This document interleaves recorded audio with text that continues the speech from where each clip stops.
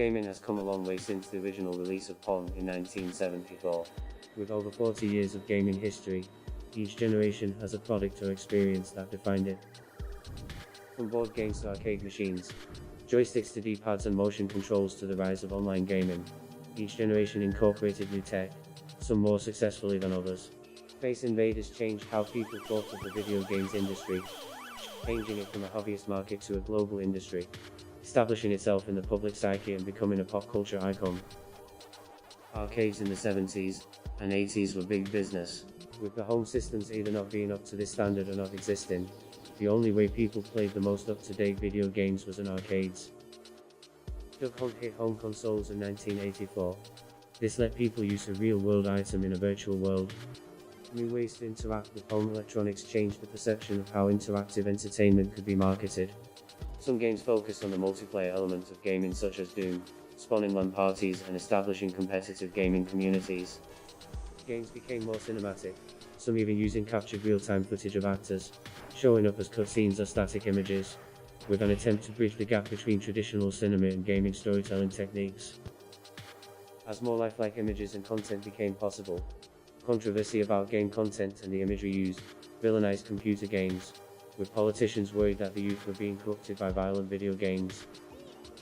Even as vocal groups stood against games such as Mortal Kombat, the industry gained popularity. Negative mainstream press sold games. Game studios started to add more interactive elements to their games, including adding narratives that involve the player, allowing them to control the pace and outcome of a story. Games such as Knights of the Old Republic give the player control of a moral compass. Their actions dictate where the story goes. This player participation has been used many times since, and doesn't exist in the same way in other entertainment mediums. Choose Your Own Adventure books being one other similar product. With a book, the emotional attachment to the main character increases with time, as more time can be spent on character development and familiarization of the environment. In this same way, computer games have a similar path, except you are that character. You're learning their story and experiencing it at the same time as it unfolds on the screen. Video games can bridge the gap between a book and a film, whilst enabling a personalized experience. Virtual reality is finally a way of stepping into the shoes of someone else and walking in their virtual world.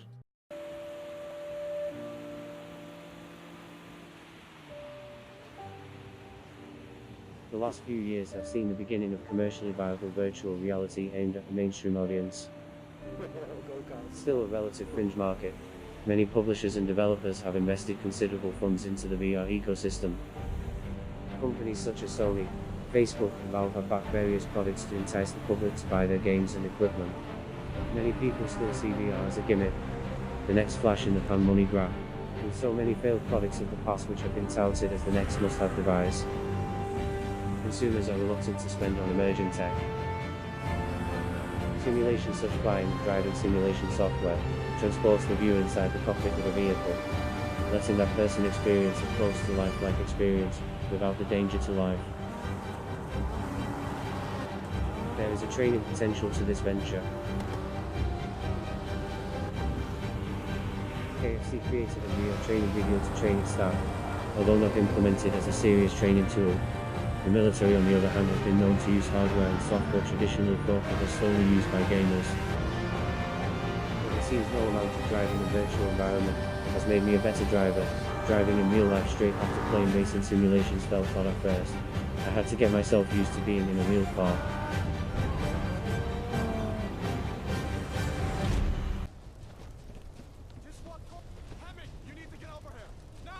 Since the inception of video games, the idea of a fully immersive world that the player can interact with has resided itself in science fiction. Still alive, prisoner? Keep close to me if you want to stay that way. Gunnar, take care of the boy. I have to find General Tullius and join the defense. Gods guide you, Hadvar.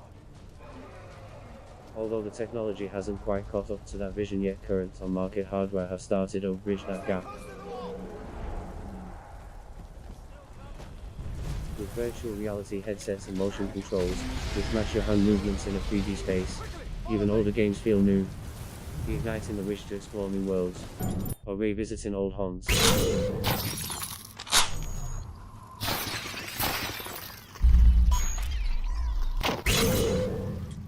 Unlike games like Superhot, Action games that rely on movement don't always work well.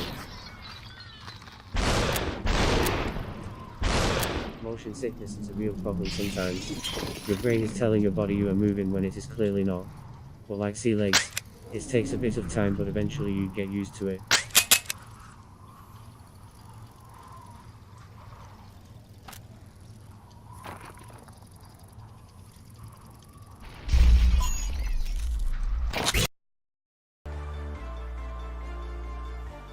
With the popularity of games such as Wii Sports and Just Dance, exercise can sell a platform. Like Guitar Hero, and the upcoming Beat Saber, Box VR has you moving to the beat of the music. Being totally cut off from the environment can be an issue though. Blind, fast movements, pets and other people don't always mix well.